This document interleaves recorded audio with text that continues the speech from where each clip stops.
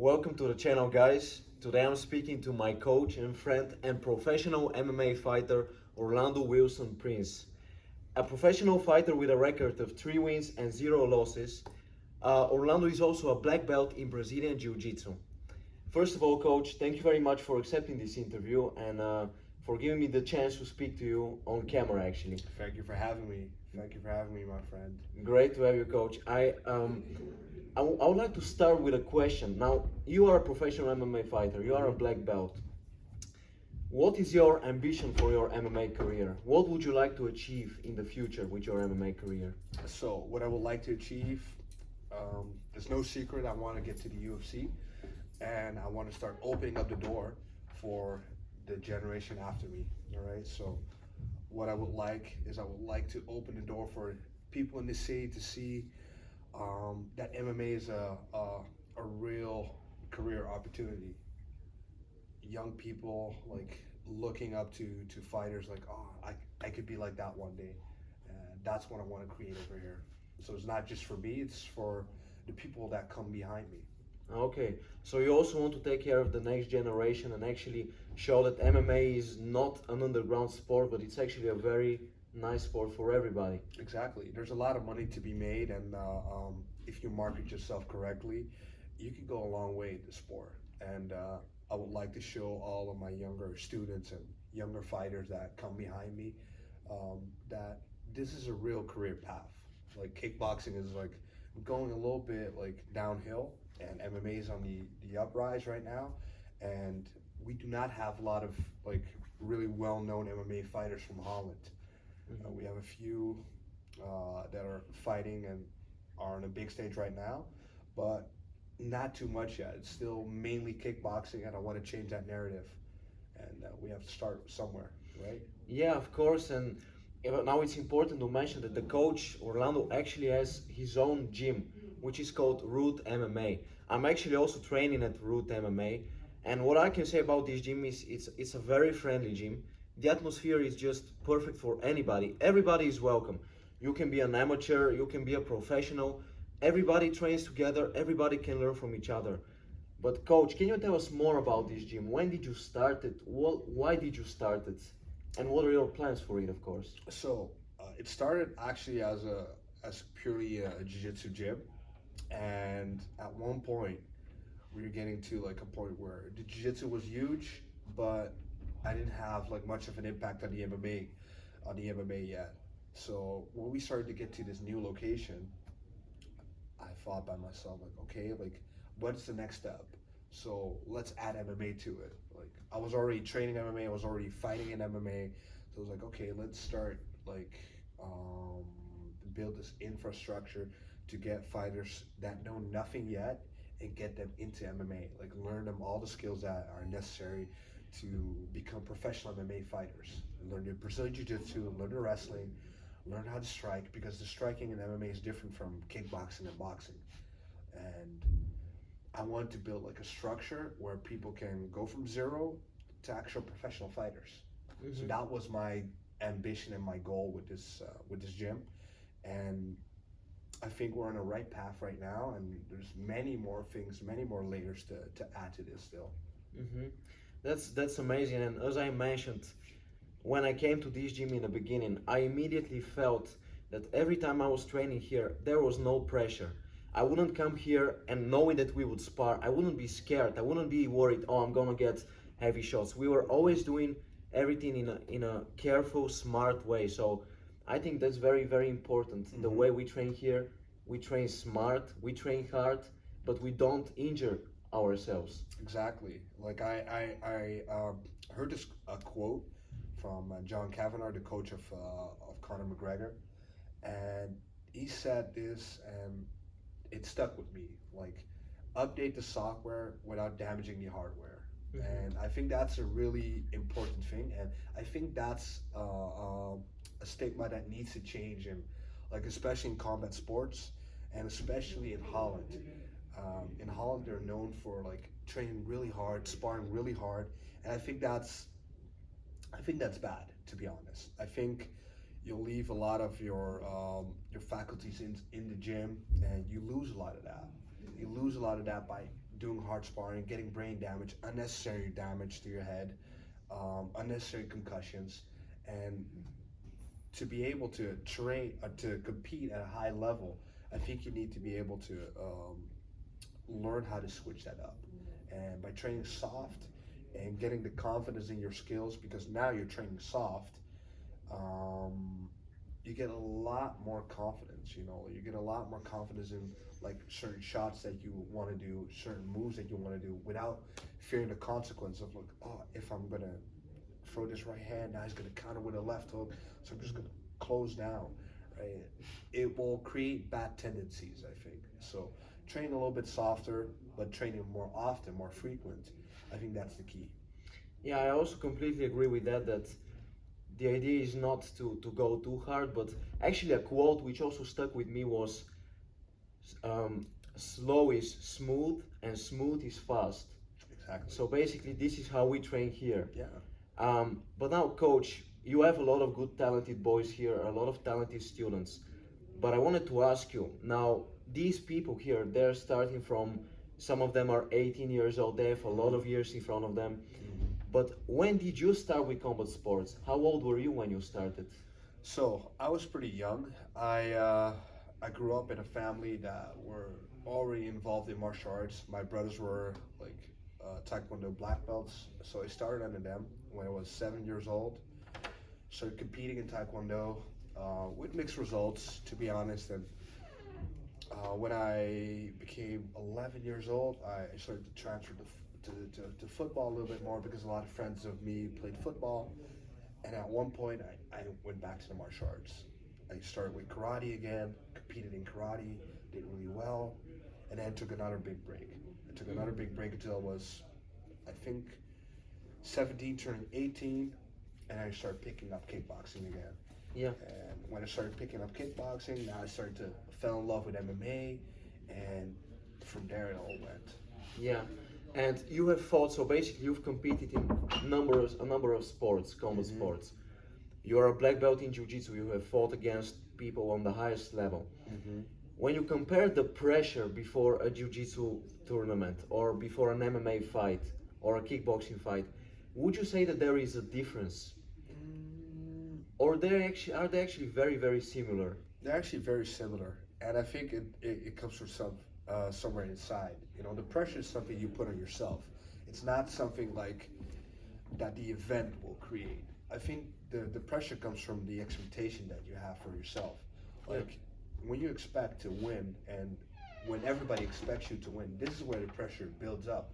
So you should actually try to let go of that. Like that's something that I learned over the years. Like there's always going to be some external pressure. You know, like when I was competing as a white and blue belt, going to the European Championship of Jiu-Jitsu, the pressure from the team was for me to like take a medal, win, and it ate at me so much that like when I was there, like sometimes you do not like open up your game fully. You know, you do not play like to the best of your abilities. And I think letting go of that pressure and just doing it for you is like the best thing. Yeah. So I would say the pressure was always there, but the way to navigate it is completely different now. hmm So now that you know how to deal with pressure, and after all these years of combat sports experience, what can you say? What did you actually learn from combat sports? What lessons did you gain from competing and training in martial arts? So becoming confident, becoming confident in the practice that you do. Um, that's one thing, and that's probably the most important thing, because when you get the confidence, like you can relate this confidence to a number of things in life. You can relate this confidence to like getting into the work field, applying for a job, um, talking to people on the streets that you don't know. Like it could be a number of things, and I think that's like the biggest thing, the thing that transcends it. And one more thing is to learn in a structured way. I used to be, when I started learning things, I used to be like all over the place. This is a cool thing, that's a cool thing, that's a cool thing. I want to learn everything. However, just to practice and just to learn things like systematically, that is the way to go. Like learn concept based and Yeah. try to understand why something works. Like when you start to look at things like that and start to look at a learning process, like learning the actual learning process instead of just learning the techniques, now you can apply it to everything in life. Yeah. So basically, combat sports gave you that confidence which you can actually apply to any other area of your life. Yes. And that's very, very essential. What advice would you give to all those kids, 12, 13 years old, who are now willing to start training combat sports and actually want to make a career out of combat sports? What would you say to these kids? I would say enjoy the process. You know, like start training. Do not take it too seriously in the beginning. Um, Try to enjoy yourself because when you have fun and when you have fun doing things, like now, like you'll start to become curious. Now, when you become curious about things, now you'll start to like, okay, I'm gonna look this technique up. I want to learn more about this. Like for example, the first few years when I started jiu-jitsu, every day I drove back home from jiu-jitsu, I was thinking in my mind like, oh, I could have done this, I could have done that, I could have done this, could have done that. And because you get competitive now, because you're having so much fun, because you want to defeat your training partners, for example. That's a good goal to have in the beginning. Like try to defeat your training partners in sparring. Now, when you start to think about that, now you're going to like, oh, I'm going to research more technique, and now you're going to really delve deep into it. And when you do that, like the rest is going to be, it's going to trickle down. It's going to be a snowball effect. It's going to be more and more. You become better and better. So I would say enjoy the process first, and the rest will follow. Fall in love with the sport. Fall in love with like looking at the sport, researching the sport. And for me, I was just a fan, like coming into the sport, and now I'm here. So it Yeah. can go for everyone. It can go like that. hmm Well, coach, that's a very, very important advice basically that it's important to be playful, to be focused on it, to think about it because many young people now they go to the gym, they train for an hour Yeah. and they completely forget about the techniques, about the sport. They just focus on something completely different. Mm-hmm. But as I understand, you would say that it's also kind of important to be obsessed in a way. Yeah, like you don't. Of course, it doesn't start from the beginning. It starts from a fire with it. You know, like you want to become better, and like you're gonna go to the training and you're gonna do as much as you can in the training. But now, at one point, the training only is not going to be enough. You need to think about it. You need to think about the training that you did. You need to think about like, okay, where can you improve?